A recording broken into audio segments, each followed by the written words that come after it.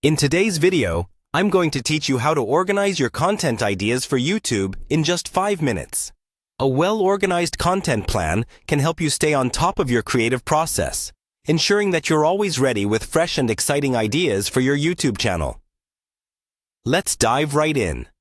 To start off, you'll need a connected workspace, and for this purpose, we'll be using Notion.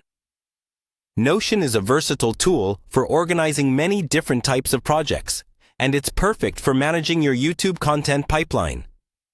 First, make sure you're logged into your Notion account. If you haven't logged in yet, simply go to their website and click on the Login option. Once you're successfully logged in, you'll arrive at your Notion homepage. Next up, we're going to utilize Notion's template feature to streamline the process.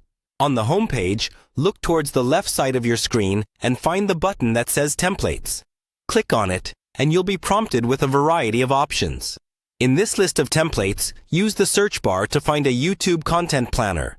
This will filter results specifically to templates that are already geared towards managing and planning content for YouTube. There's a predefined template that Notion offers, which can help you kickstart the organization of your content ideas. After the search pulls up your results, take a moment to browse through the available options. Find and select a template that suits your style and needs.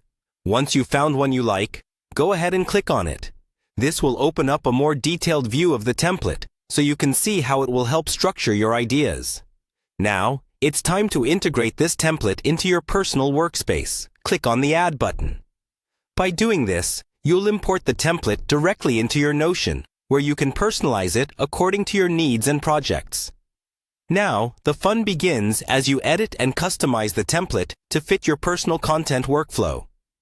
Customize the sections, adjust the categories, and add any additional columns or properties you think would benefit your planning.